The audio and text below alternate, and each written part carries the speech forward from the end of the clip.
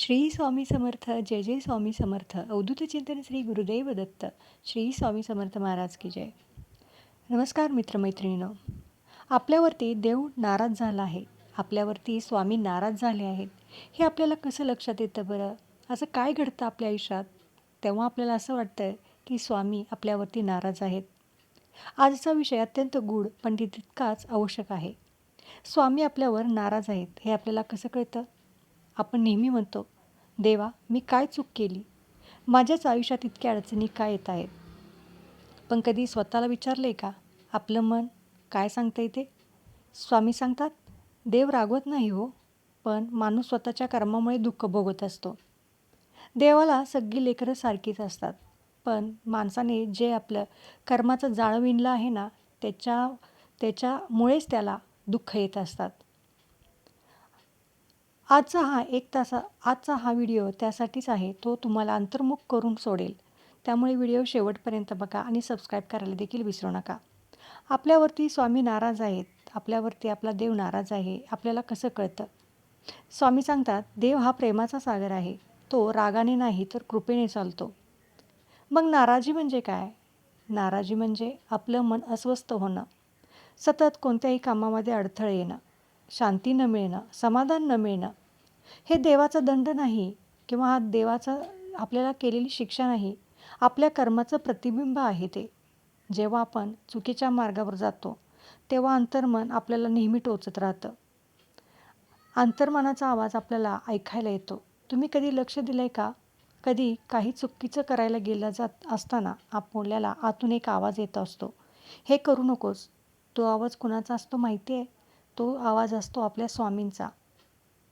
मनातील खंत हीच ईश्वराची सूचना आहे. जेव्हा आपल्याला एखादी गोष्ट करताना आपल्या मनाला वाटतं ही गोष्ट मी नाही केली पाहिजे, तेव्हा जी वाटणारी जी खंत आहे तीच म्हणजे ईश्वराची आपल्याला दिलेली सूचना असते. जर तुम्ही खोटं बोलत असाल, कोणाला दुखावत असाल, अन्याय करत असाल, तर मन शांत राहत नाही. हीच नाराजी म्हणजे पहिली खूण आहे की स्वामी आपल्याला इशारा करत आहेत. सतत आपल्या आयुष्यात अडचणी येणं, कधीकधी कामं बिघडतात, नातेसंबंध तुटतात, योजना फसतात आणि आपण म्हणतो मला देव साथ देत नाही. पण स्वामी सांगतात की अडथळे हे शिक्षा नाहीत, हे दिशा बदलण्याचे संकेत आहेत. देव कधीकधी थांबवतो कारण पुढे धोका असतो. म्हणून अडचण आली की स्वतःला विचारा, मी कुठे चुकतोय का? अहंकार वाढला की कृपा कमी होते. मी केलं, मी मिळवलं, माझ्यामुळे झालं, ही भावना जेव्हा तुमच्या जवळ वाढली जाईल, तेव्हा तुमच्यापासून देव दूर होतो. स्वामी म्हणतात, जिथे मीपणा वाढतो तिथे देव पण कमी होतं. नाराजी कळायची असेल तर आपण नम्र आहोत का हे पाहिलं पाहिजे. आपल्याला कधी-कधी जाणवतं, पूर्वी खूप नामजप व्हायचा, पण आता कंटाळा येतो. पूर्वी श्रद्धा होती, पण आता देवाविषयी शंकाच वाढत आहे. हे देखील खूण आहे की आपण देवापासून दूर जात आहोत. देव दूर गेला नाही, आपण त्याच्यापासून दूर गेलो. श्री स्वामी समर्थ हा मंत्र पुन्हा जप चालू करा. पुन्हा मनापासून स्वामींना हाक मारा. बघा, तुमच्या आयुष्यात खरंच चांगले बदल घडून येतील. नात्यांमधील तणाव, जेव्हा घरात शांतता राहत नाही, लहान गोष्टीवर वाद होतात, मनात संशय वाढतो, तेव्हा समजून घ्या अंतर्मन शुद्ध नाही.